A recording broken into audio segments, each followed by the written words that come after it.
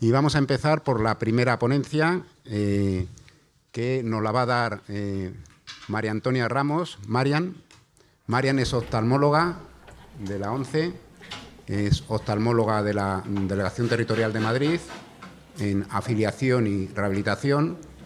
Empezó en el colegio, en el Centro de Recursos Educativos, hace unas cuantas décadas. ¿No, Marian? Que empezaste en el 93, si no recuerdo mal, 94. Me había echado un año más. Empezó en el año 94, entonces, como veis, tiene ya una larga experiencia y nos va a hablar de la parcela de deficiencia visual cerebral, sobre todo congénita, que es la que más hemos visto en niños en nuestra experiencia, y luego vamos a ir viendo durante todas las ponencias, tanto de la una como de la otra parte, y muchas cosas que evidentemente se solapan. Perfecto, pues no perdemos más tiempo. May, ni te he dejado hablar porque vamos corriendo. Marian, todo tuyo. Hola, vale, se oye. Bueno, yo os voy a hablar sobre todo de mi experiencia con niños, que es con los que trabajo. Sería más bien la parte de la deficiencia visual congénita o adquirida, pero en los primeros momentos de la vida, ¿vale? Bueno, pues como soy la primera, lo primero que tenemos que definir es qué se entiende por deficiencia visual corticalo-cerebral. Pues por deficiencia visual corticalo-cerebral entendemos un déficit visual que está causado por un daño en el sistema nervioso central. Ya hemos dicho que puede ser congénito, puede ser adquirido. Es decir, hay una afectación de la función visual por un daño en la corteza visual y o en la vía geniculoestriada, ¿vale? Cuando nos encontramos con un niño con una discapacidad visual, pues podemos encontrarnos que podemos clasificar estos niños en dos tipos de grupos de patologías. Aquellos que presentan una afectación de la vía visual anterior, son patologías que afectan al globo ocular. Son los niños que presentan cataratas congénitas, glaucomas congénitos, albinismos, aniridias, en fin, toda una serie de diagnósticos, pero en los que nos vamos a centrar hoy son aquellos otros que presentan una afectación de la vía visual posterior, es decir, las patologías que afectan al sistema nervioso central, especialmente lo que es corteza visual occipital y las áreas de integración y de asociación visual temporal y visual parietal. Veremos en el desarrollo de la presentación que muchos niños que presentan afectación de vía visual posterior, y es lo que predomina en ellos desde el punto de vista visual, van a presentar además alteraciones de lo que es la parte anterior del globo ocular, ¿vale? Las patologías no se presentan en la mayoría de los casos como patologías puras de vía posterior. Empezamos hablando de cuáles son las causas de la deficiencia visual cerebral. A la cabeza está la encefalopatía hipóxico-isquémica, ya que nos vamos a encontrar que hasta el 60-70% de los niños que tienen una encefalopatía hipóxico-isquémica perinatal van a presentar una deficiencia visual cerebral. Son niños que en el momento periparto, es decir, inmediatamente antes del parto, en el parto o en el posparto inmediato, van a sufrir una falta de aporte de oxígeno al cerebro de la causa que sea. Pero nos vamos a encontrar que la prematuridad es un factor de riesgo en sí mismo, es decir, los niños prematuros son niños que nacen inmaduros, presentan inmadurez pulmonar, presentan inmadurez retiniana, presentan inmadurez a nivel cerebral. Son niños propensos a desarrollar hemorragias intracraneales que se pueden convertir en hemorragias intraventriculares y al final pues, desarrollan lo que se llama una leucomalacia periventricular, y entre las secuelas que presentan estos niños están las secuelas visuales. Los traumatismos craneales son también un grupo importante de causas de deficiencia visual cerebral. Los accidentes cerebrovasculares, como decía Sana, estamos acostumbrados a pensar que es un adulto el que va a sufrir un ictus, y además un adulto de cierta edad. Pues nos vamos a encontrar que niños incluso en intraútero pueden presentar procesos de tipo ictus. Entonces, es una patología a tener en cuenta también. Y las hidrocefalias, que pueden ser hidrocefalias primarias por una alteración del drenaje de los ventrículos, o pueden ser secundarias, por ejemplo, a hemorragias intracraneales en niños prematuros y demás. Niños que sufren procesos infecciosos de tipo meningitis, encefalitis o las relacionadas con infecciones intraútero, toxoplasmosis, rubeola, procesos malformativos del sistema nervioso central. La epilepsia es un cuadro muy a tener en cuenta, sobre todo el síndrome de West, porque nos vamos a encontrar que existen epilepsias primarias en las que se desarrollan deficiencias visuales cerebrales. En otras ocasiones nos vamos a encontrar que son epilepsias secundarias a un daño cerebral y en este caso pues la epilepsia sería a su vez una secuela, pero en las epilepsias primarias, sobre todo en el West, aparecen con frecuencia deficiencias visuales cerebrales. Las alteraciones metabólicas, todo el grupo de las enfermedades raras, que cada día crece más, cada día se apellidan más, bueno, pues muchos de ellos también presentan alteraciones de la función visual a nivel central. Los cuadros sindrómicos y algunos tipos de tumores intracraneales que afectan específicamente a la vía visual en alguna de las partes de su trayecto. Entonces, ¿qué nos vamos a encontrar hoy día? Pues que la deficiencia visual principal es la principal causa de baja visión en los niños en los países desarrollados, de tal manera que aproximadamente 1 de cada 3 niños con deficiencia visual cerebral va a ser por deficiencia visual central, es decir, por una deficiencia visual cerebral. La incidencia de la deficiencia visual cerebral está aumentando. ¿Y por qué? Pues lo primero de todo, la cabeza, los mejores cuidados perinatales. Son niños que se sacan adelante. Ya hemos dicho que la encefalopatía hipóxico-isquémica perinatal es la principal causa de deficiencia visual en este grupo. Entonces, son niños que salen adelante y son niños que tienen muchas secuelas muchas veces, y entre ellas la secuela visual. Y luego, además, el mejor diagnóstico de la deficiencia visual cerebral. Yo, en mi práctica, lo que he visto es que hay veces que nos traen niños que, bueno, pues que tienen algún tipo de problema, muchas veces sin terminar de etiquetar. Son niños que presentan dificultades de aprendizaje y no sabes muy bien qué pasa, y los profesores les dan vueltas y vueltas y vueltas. Y bueno, pues a veces nos podemos encontrar que, según te cuenta la madre, ha habido algún proceso perinatal, pues que te cuentan, no, es que este niño tuvo algún problema al nacer, no tenía un apagar muy alto y tal, y a lo mejor pues ese niño, si profundizas, lo que tiene es una deficiencia visual cerebral. Yo me he encontrado, por ejemplo, un chaval de, no sé si tenía 10, 12 años, que no arrancaba a leer, y realmente con una agudeza visual pues de un 0,5 aproximadamente. Este niño probablemente era un niño sin diagnosticar de deficiencia visual cerebral, porque luego presentaba otros rasgos que apuntaban en esa dirección. Entonces nos vamos a encontrar que ante un niño con una dificultad visual y que lo etiquetamos como deficiencia visual cerebral, pues nos vamos a encontrar que puede tener una deficiencia visual pura, por lo tanto, una exploración oftalmológica externa normal, pero nos vamos a encontrar que la deficiencia visual cerebral se va a asociar a enfermedad ocular propiamente hasta en un 65% de los casos. Es decir, 2 de cada 3 niños que tienen una deficiencia visual van a presentar además una alteración de lo que es la parte anterior del globo. Entre las alteraciones más frecuentes que nos vamos a encontrar en estos niños, propiamente del globo ocular, está a la cabeza la retinopatía del prematuro. Podemos tener niños también con catarata congénita, atrofia óptica, defectos de refracción y alteraciones de la motilidad ocular, que es el grupo más frecuente. Dentro de las alteraciones de la motilidad ocular, pues el estrabismo. Ya sabemos que el estrabismo es una falta de alineación del eje visual de ambos ojos. Podemos encontrar estrabismos convergentes, divergentes, verticales, oblicuos, pero lo que es más característico, por lo menos lo que yo he visto en los niños con deficiencia visual cerebral, es que sean unos estrabismos difíciles de etiquetar, de catalogar. Muchas veces son niños que en un momento dado te están mirando de forma alineada, al ratito están torciendo hacia adentro, al ratito tuercen hacia afuera. Es decir, lo que es un mal control oculomotor. El nistagmus, que son esos movimientos incontrolados de los ojos, las anomalías en la fijación. Vamos a ver que muchas veces son niños que no son capaces de hacer una fijación correcta, y las alteraciones del seguimiento ocular. El seguimiento ocular, cuando nosotros hacemos un seguimiento ocular, el globo ocular se mueve de modo continuo. En los niños con deficiencia visual de tipo cerebral, el seguimiento muchas veces es a saltos, es decir, ellos no son capaces de hacer el seguimiento de una, sino que van poquito a poquito, ¿vale? Y luego las alteraciones de la convergencia y la acomodación, que son más difíciles de explorar. Entonces, otro rasgo muy característico de los niños con deficiencia visual cerebral es que con mucha frecuencia van a presentar afectación de lo que es puramente la agudeza visual. ¿Por qué?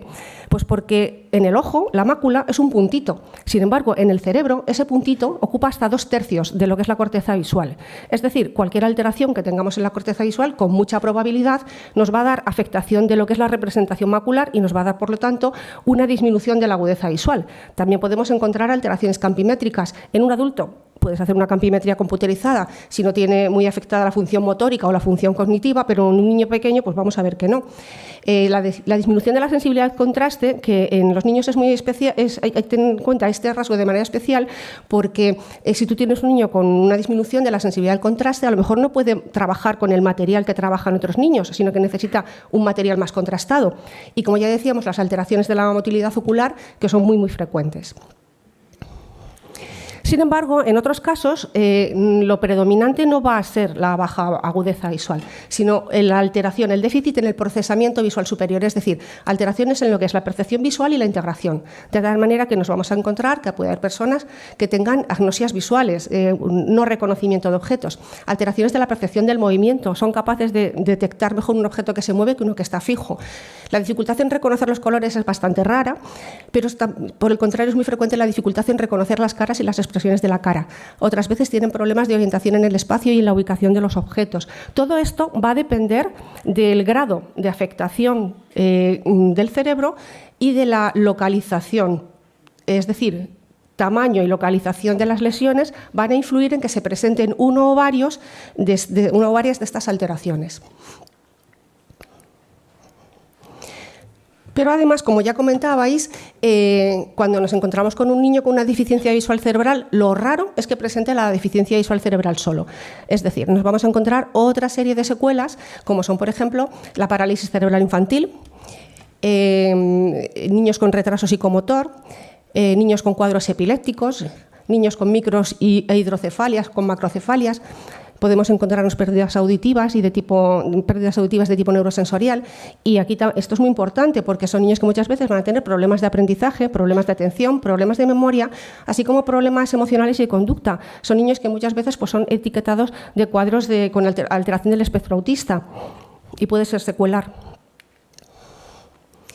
Por lo tanto, cuando nosotros comenzamos a trabajar con un niño con una deficiencia visual cerebral, tenemos que tener en cuenta varios aspectos. Lo primero, que puede presentar otras patologías asociadas, que puede presentar, en segundo lugar, alteraciones no solo a nivel central, sino también del aparato ocular, y sería muy interesante tener una información sobre la localización y el tamaño de la lesión a nivel intracraneal, porque todo ello va a condicionar el comportamiento visual que va a tener este niño. Entonces, nos vamos a encontrar que en un niño que sospechamos una deficiencia o que viene ya diagnosticado con una deficiencia visual cerebral, pues nos vamos a encontrar que, como a veces tienen también alteración de la parte de la vía visual anterior, pues a veces no sabemos muy bien si ve mal por afectación de estructuras del globo que se presentan asociadas o por afectación más intracraneal. Y realmente tampoco es especialmente importante. Lo importante es trabajar con el niño y cubrir todos sus déficits, intentar ayudarle a superar las dificultades. Pero bueno, si nos interesa saber un poquito más ¿qué es lo que predomina? Pues tenemos una serie de imágenes, de pruebas de imagen que nos pueden ayudar, como son la resonancia magnética y la ecografía cerebral, que nos van a decir tamaño y extensión de las lesiones, y pruebas eléctricas, como son los potenciales evocados visuales, que nos van a detectar afectación de la vía visual. Cualquier niño pequeñito en el que se sospecha una deficiencia visual cerebral, como no va a colaborar, no nos va a decir lo que ve, pues la realización de los potenciales evocados visuales es muy interesante porque nos está dando una aproximación, por lo menos, acerca de si hay conducción en lo que es la vía visual hasta la corteza. Y bueno, pues ahí tenemos una pista. Entonces, ahora ya voy a pasar a hablaros de cuáles son las características del comportamiento visual en los niños con deficiencia visual cerebral. Creo que luego se insistirá más en estos aspectos. Pero bueno, los niños con una deficiencia visual cerebral raramente son ciegos. Es decir, incluso si durante el primer año de vida apenas hay respuesta visual, no debemos abandonarlos a nivel visual. Siempre hay que intentar, aunque no nos parezca que no hay respuesta visual, empezar con estimulación visual, porque muchas veces estos niños, y se nota, si están trabajados desde el principio, van adquiriendo hitos visuales, poquito a poquito y hasta donde puedan. Otra característica muy interesante es que estos niños parecen que tienen una visión variable, pero en realidad lo que pasa es que desconectan visualmente fácilmente. ¿Por qué? Pues porque les cuesta mirar, les cuesta ver. Entonces son niños que muchas veces, pues, digamos que abandonan lo que es la función visual, la dejan. ¿Por qué? Pues porque tengo otros sentidos por los que accedo a la información más fácilmente. Son niños que parece faltarles curiosidad visual, parece que no tienen interés visual por el entorno. ¿Por qué? Pues porque tocando, escuchando, ellos reciben más información que la visual. Hay que trabajar la parte visual, porque si no, ellos van a tender a abandonarla, porque no saben que aquello tiene un potencial. Y luego, pues también nos vamos a encontrar muchas veces niños que tienen una mirada social pobre.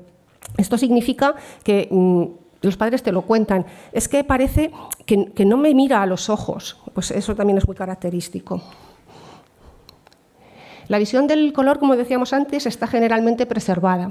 Y aquí un aspecto muy interesante, y es que muchos niños parece que están utilizando su visión periférica más que su visión central, y puede haber una sospecha de que tienen más afectada la visión central que la periférica. Yo no sé hasta qué punto es cierto. ¿Por qué? Pues porque ellos lo que presentan también es un problema de lo que es la integración, tienen alterada la coordinación ojo-mano, entonces tiene alterada la percepción de la profundidad. Entonces muchas veces el comportamiento visual que ellos tienen es ellos saben que tienen un objeto porque lo han detectado visualmente, sin embargo, en el momento de ir a coger el juguete, lo cogen y se ponen a jugar con él sin mirarlo. Esto es muy característico y cuando yo se lo comento a los papás, ¿te has dado cuenta y se hace esto? Me dice, sí, es muy frecuente que el niño alcance el objeto y se ponga, sin mirarlo, y se ponga a jugar con él sin fijar la atención en el objeto. Es muy importante que cuando trabajemos con ellos tengamos un entorno muy controlado. ¿Por qué? Porque la sobreestimulación y las situaciones complejas van a fatigar al niño. Esta es que está descolocada. Espera. Vamos a pasar una más. ¿Por qué? Pues porque lo que se ha visto es que en estos niños se da lo que se llama el fenómeno de aglomeración o crowding cuando miran a una imagen. Tienen dificultad en diferenciar lo que es la información esencial, la figura del fondo. Entonces, muchas veces son niños que se saben las letras. Tú les preguntas, intentas pasarles un test de agudeza visual, que tenemos uno de letras mayúsculas sueltas, te reconoce las letras, pero luego es incapaz de juntarlas para leer. Tienen este tipo de dificultad. Vamos a intentar siempre, cuando trabajemos con estos niños, explicarles lo que vamos a hacer, qué esperamos de ellos y utilizar siempre un entorno conocido con objetos familiares, porque vamos a ver que su respuesta es mejor. Y esto es otro rasgo que decíamos que se presenta con frecuencia, y es la alteración del reconocimiento de las caras, que puede estar selectivamente dañado. Es decir, podemos encontrar un niño que tiene más o menos conservadas el resto de las funciones visuales y tiene alterada la capacidad de reconocer las caras o las expresiones faciales. Es decir, es un niño que a lo mejor pues, no reconoce si la persona que está enfrente está contenta, triste, enfadada, y muchas veces tampoco son ellos capaces de reconocerse cuando se miran en el espejo. Os voy a meter aquí un inciso porque, como yo trabajo con niños, cuando nosotros nos encontramos con un bebé, ¿qué hacemos con él? O un niño con una parálisis cerebral, aunque tenga 8 años, pero que no es capaz de colaborar nada contigo a nivel comunicativo, son los que llamamos los niños no verbales. Bueno, pues para tener una aproximación de por dónde está la cosa, de cómo aborda este niño, que intentar cuantificar imposible, pero cualificar un poco cuál es su problema visual, pues vamos a explorar las funciones visuales básicas, que son fijación, seguimientos y movimientos acádicos. Para explorar la fijación utilizamos una linterna, se la colocamos en el centro y vemos si el niño es capaz de atender. Para hacer los seguimientos la colocamos en el centro y la vamos desplazando lateralmente, arriba y abajo, y vemos si es capaz de hacer seguimientos horizontales y verticales. Y para ver si están conservados los movimientos acádicos, presentamos la linterna y vemos si el niño es capaz de desviar espontáneamente la mirada hacia el objeto. Esas son las funciones visuales básicas y es por donde vamos a empezar siempre. Y luego, como los test de niños verbales no los podemos pasar porque no nos contestan, pues vamos a utilizar estos dos tests, que son el test de mirada preferencial y el test de contraste de las caritas Heidi. El primero es para tener una aproximación a agudeza visual y el segundo, como decíamos antes, al contraste, que es un aspecto muy importante en un niño que está aprendiendo. El test de mirada preferencial, como su nombre indica, lo que nos hace es medir agudeza visual preferencial y se puede utilizar a partir de un mes. ¿Qué diferencia hay entre una agudeza visual preferencial y una agudeza visual de reconocimiento? Bueno, la agudeza visual de reconocimiento es la que nos pasan a todos cuando vamos al oftalmólogo, es decir, nos pasan letras y ahí nos van a dar una agudeza visual en notación decimal. Podemos tener un 0,8, un 0,9 o unidad. Cuando hacemos una visión preferencial, lo que estamos haciendo es detectar la preferencia que tiene el niño por atender a una raqueta rayada frente a una raqueta lisa. Entonces tenemos raquetas que tienen las rayas cada vez más juntitas y una gris. La agudeza visual la vamos a expresar en ciclos por grado. Entonces la manera de pasarla es así. Escondemos la raqueta rayada detrás de la lisa, y la sacamos. Entonces, lo que observamos es la preferencia que tiene el niño en atender a la raqueta rayada con preferencia sobre la lisa. Vamos sacando raquetas con las rayitas cada vez más juntas y llegará un momento en que el niño no va a distinguir la lisa, la gris, de la que tiene rayas, porque ya van a estar para él demasiado juntas. Y en ese momento va a mirar alternativamente a la una a la otra o va a perder la atención. Y anotamos la última raqueta hasta la que hemos llegado que el niño mira. Y bueno, pues una persona hizo una tabla de conversión de agudeza visual preferencial a agudeza visual decimal, que son aproximaciones. Muchas veces yo esa aproximación se la digo a los papás, incluso en los informes pues la constato, que tiene una agudeza visual aproximada a una agudeza visual de Snellen, que es la notación decimal de lo que salga. En niños que en su desarrollo después van a ser capaces de comunicarse con nosotros, podemos contrastar si la información que nos dieron al principio con la mirada preferencial se correlaciona con la agudeza visual decimal que es capaz de desarrollar si este niño desarrolla capacidad verbal y de comunicarse con nosotros. El test de mirada preferencial tiene sus aquellos. ¿Por qué? Pues porque cuando pasamos un test de mirada preferencial, hemos dicho que son niños que tienen muchos momentos de inatención, de tiempos de atención muy cortos, entonces hay veces que pues es difícil, también tienen incapacidad para fijar muchas veces, es difícil muchas veces que nos presten atención al test, sobre todo cuando van siendo un poquito más mayores y tienen ya más experiencia visual, desarrollan un poquito más de curiosidad por el entorno, que les saques tú las raquetas, pues les parece poco interesante y a veces pues no le puedes sacar información pues porque el niño está mirándote más a ti o al aparato que tiene al lado, se distrae. Son niños que tienen pues eso, una capacidad de atención, momentos de atención cortitos y enseguida los pierdes.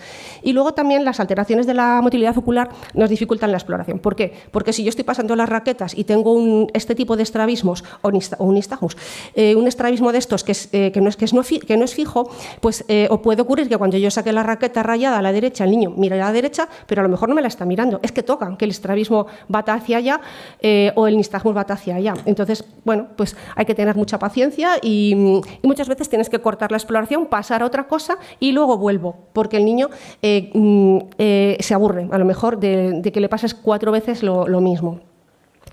El test de contraste de las caritas Hidden-Heide se basa en lo mismo. Son unas cartas con la carita que va de más contrastada a menos y luego ya una blanca. Y lo que vamos a expresar es pérdida de sensibilidad al contraste. De tal manera que escondemos la de la carita detrás de la blanca y la sacamos y vemos hasta qué momento el niño atiende a la carita. Tener en cuenta una cosa, cuando hablamos de pérdida de sensibilidad al contraste, si yo digo que un niño tiene una pérdida del 25%, es que está peor que uno que tiene una pérdida de un 5%, que hay veces que el dato puede inducir a confusión. Y en cuanto al campo visual, en la deficiencia visual cerebral, pues si el niño que desarrolla capacidad tiene, pues ya digo, capacidad manipulativa, que es capaz de hacerte una perimetría computerizada, o a nivel cognitivo tú se la puedes explicar y el niño lo entiende, pues le puedes pasar un campo. Pero si no, y en bebés, medir el defecto campimétrico es muy difícil. Entonces vamos a utilizar la perimetría por confrontación con linterna o con la bola de esticar.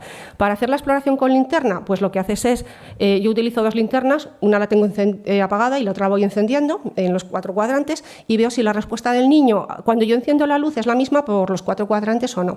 Y para pasar la bola de esticar se necesitan 2 exploradores. Uno se coloca detrás del niño con la bola, que es un palito y una bola al final, y otro delante llamando la atención del niño para que mantenga la atención central. Entonces vas sacando la bola por los 4 cuadrantes y ves el momento en el que el niño cambia la mirada hacia el lugar por donde sale la bola. Es también difícil de explorar por lo mismo, por los tiempos de atención que son muy cortos y muchas veces nos vamos a quedar con la duda de si el niño estará haciendo el test bien o no, pero oye, una aproximación sí que nos puede dar. Nos vamos a encontrar que lo más frecuente en estos niños son lo que llamamos negligencias de campo visual. En un adulto con una perimetría computerizada vamos a ver si hay una hemianopsia. En un niño, mientras no podamos hacer una campimetría computerizada, yo prefiero hablar de negligencias. ¿Por qué? Pues porque una negligencia es distinto de una hemianopsia en el sentido de que una hemianopsia es una pérdida real de campo y una negligencia es una ignorancia de ese campo visual. Es decir, si yo tengo un niño que tiene una parálisis derecha, puede ocurrir que ignore que por la derecha están pasando cosas. Por lo tanto, puede ocurrir que él ignore lo que está pasando visualmente a la derecha y por lo tanto no explore nada por su campo visual derecho porque tiene la dificultad motórica. Entonces muchas veces son heminegligencias. Ante la duda, si tengo una sospecha de que está utilizando peor un campo visual que el otro, voy a estimularlo. ¿Por qué? Porque a lo mejor es una negligencia y con estimulación a lo mejor consigo que el niño atienda visualmente por ese cuadrante. Y los defectos en queso suizo, que son lo que llamamos en perimetría computerizada escotomas, son también muy frecuentes, pero en un bebé no los vas a poder detectar. A no ser que tengas una perimetría computerizada, no lo vamos a poder hacer. Y recalcamos que los niños con deficiencia visual cerebral a veces utilizan la visión periférica para alcanzar los objetos, pero no sabemos si es real, que es que tengan peor visión central que periférica muchas veces, o que tienen esa alteración en la coordinación ojo-mano y, por lo tanto, funcionan así. Como conclusiones, pues la primera de todas, que la deficiencia visual cerebral es un diagnóstico en sí mismo. Puede estar asociado a otras patologías, ya sean oculares o de otros aparatos o sistemas, pero es un diagnóstico en sí mismo. Y que una vez que la diagnosticamos correctamente, hay que evaluar cada caso de forma individual. ¿Por qué? Porque una enseñanza dirigida va a facilitar el aprendizaje de ese niño, así como la posibilidad de que él construya habilidades de tipo compensatorio de su dificultad visual o incluso que desarrolle las habilidades visuales hasta que pueda, en la medida en la que él pueda. La deficiencia visual cerebral es un fenómeno complejo, tiene gran variedad de manifestaciones clínicas, por eso decíamos que hay que individualizar cada caso. Sabemos que la visión tiene un papel fundamental en lo que es el desarrollo global del niño. Por lo tanto, si tenemos un niño con una deficiencia visual cerebral, esta puede comprometer su aprendizaje, así como el desarrollo de su comportamiento y la interacción con el mundo exterior. Hablábamos antes de niños que pueden presentar rasgos autistas. La intervención precoz yo lo he visto, puede favorecer el desarrollo visual y de hecho lo hace. Muchos niños vamos a encontrar que evolucionan gradualmente con el tiempo, de ahí la importancia de la atención temprana. No es lo mismo un niño trabajado que un niño no trabajado, eso está claro. Es muy importante que el oftalmólogo, el pediatra, cualquier otro profesional médico que atienda a un niño sea capaz de reconocer que ese niño tiene una discapacidad visual cerebral. ¿Por qué? Porque hay que ayudarle, hay que diagnosticarle para poder ayudarle a completar su potencial e intentar que este niño pues, tenga una integración social lo más plena posible. Y como decíamos antes, se necesita en absoluto la colaboración entre todas las personas que rodean a este niño o a este adulto, los padres, los profesionales, logopedas, fisioterapeutas, terapeutas ocupacionales, psicólogos, los médicos que lleven al niño, el pediatra, oftalmólogo, el neurólogo, el otorrino, todos los que estén alrededor del niño, los trabajadores de la atención temprana, los educadores. Lo suyo sería que trabajáramos todos a una. Es muy difícil, pero bueno, sería lo ideal. Y luego, finalmente, decir que los problemas cerebrales respecto a la visión son difíciles de entender. Se nos pueden pasar casos. Se necesita más investigación, más dedicación y, sobre todo, lo que decíamos, compartir conocimientos. Sería ideal que pudiéramos hacer una clasificación de lo que es la deficiencia visual cerebral para un mejor entendimiento de la misma, pero bueno, yo creo que ese aspecto está todavía por desarrollar. Bueno, pues muchísimas gracias.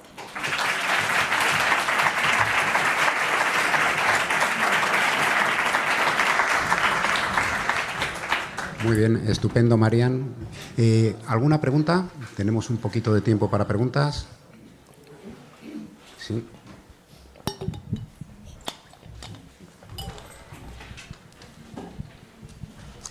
Hola. Hola. Muchas gracias, buenos días. Presentaros cuando hagáis la pregunta. Sí, gracias. Hola. Yo soy Javier Sánchez, soy de México, de la UNAM, y estamos nosotros en una unidad trabajando con lactantes con factores de riesgo pre y perinatales, y ahora precisamente estamos trabajando sobre aspectos de procesamiento visual. Una de las preguntas, en el ámbito clínico, ¿cuáles son las características que deben de tener o que tendrían o que ha observado usted en los potenciales evocados visuales de niñas y niños que presentan estas características?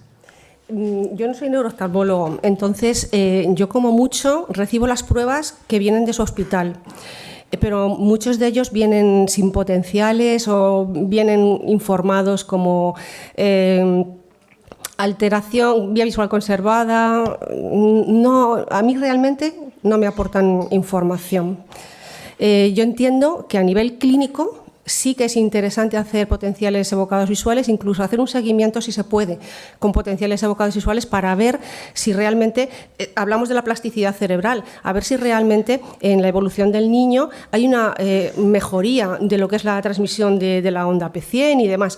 Latencias prolongadas, amplitud alterada, pero yo como no soy neurooftalmólogo realmente me lo miro y digo, pues sí, parece que este niño tiene afectación de la vía visual, si le han hecho el potencial evocado, pero si no me lo traen los padres, digamos que tampoco me afecta, porque yo creo que es más para lo que es el seguimiento clínico. Entonces, nosotros lo que hacemos más que nada es, o lo que hago yo, es, digamos, enfocar al niño para que después el resto de los profesionales, el óptico y sobre todo el técnico de rehabilitación, tengan de dónde partir a nivel funcional, para poder avanzar en lo que es la estimulación temprana y demás de estos niños, la estimulación visual temprana. Vale, muchas gracias. ¿Alguna pregunta más? Rápida. Bueno, pues muchísimas gracias, Marian, por tu aportación estupenda como siempre. Un placer.